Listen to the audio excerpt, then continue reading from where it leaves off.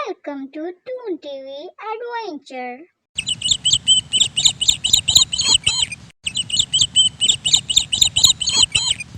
किसी जंगल में एक शेर और उसका एक बच्चा रहता था। वो हर वक्त खेलता कूदता रहता था। हमेशा ही वो अपनी माँ की फर्माबरदारी करता था। एक दिन वो अपनी माँ से पूछने लगा, माँ, ये इंसान क्या होता है? मैंने सुना है कि इंसान बहुत बहादुर होता है और उसे किसी का डर नहीं होता और वो बहुत खतरनाक होता है। माँ, मैं इंसान से मिलना चाहता हूँ और मैं उससे बात करना चाहता हूँ। मैं उसके साथ कुश्ती करना चाहता हूँ। मैं देखना चाहता हूँ कि वो ज़्यादा ताकतवर है कि मैं ज़्यादा ताकतवर हूँ। नहीं मेरे लाल, तुम इंसान से नहीं मिल सकते। वो एक खतरनाक मखलूक है। वो तुम्हारा बुरा हशर कर देगा। वो तुमसे ज़्यादा बहादुर है बेटा। वो तुम्हें पकड़ लेगा।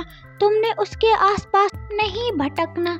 लेकिन शेर के बच्चे के दिल में फिर भी एक तजस्सुस था। वो इंसान से मिलना चाहता था। उसने पूरे जंगल में अपने माँ बाप की बहादुरी के किस्से सुने थे, मगर अब ये इंसान कौन था?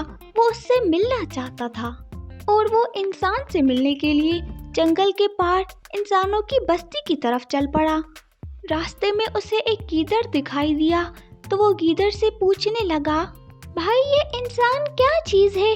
मुझे समझ नहीं आते आप सब जानवर उससे क्यों इतना डरते हैं। मैं उसे देखना चाहता हूँ। अरे ना बाबा ना, इंसान बहुत खतरनाक मखलूक है। उससे जितना दूर रहा जाए उतना अच्छा है। तुम्हारे लिए यही बेहतर है कि वापस चले जाओ। और शेर का बच्चा वहाँ से आगे निकल गया ताकि वो इंसान से मिल सके।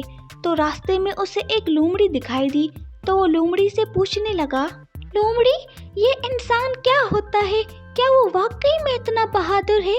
क्या हम जानवर उसका मुकाबला नहीं कर सकते? छोटे, तुम्हें चाहिए कि तुम इंसान के आसपास ना भटको। वो एक बहुत खतरनाक मखलूक है और एक तुम छोटे शेर हो। वो तुम्हें मार डालेगा। तुम उसके आसपास मत भटकना। तुम्हारे लिए यही बेहतर है कि तुम यहीं से लौटकर अपनी माँ के पास चले जाओ।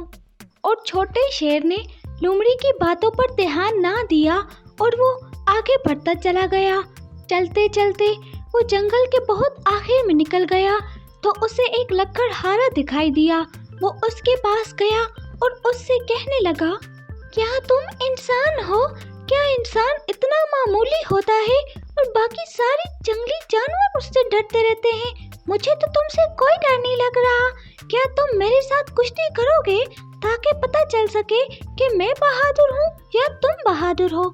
ठीक है, मैं तुम्हारे साथ कुश्ती करने पर तैयार हूँ, मगर सबसे पहले मैं ये लकड़ियाँ घर छोड़ कर आऊँगा। मगर मुझे तुम पर यकीन नहीं है। मैं जब तक वापस आऊँगा तुम डर के मारे यहाँ से भाग जाओगे। नहीं नहीं, मैं तुम्हारे साथ कुश्ती करने आया हूँ। मैं यहाँ से भागकर कहीं नहीं जाऊँगा। मैं तुम्हारे साथ कुश्ती करूँगा। मेरी बात का यकीन करो।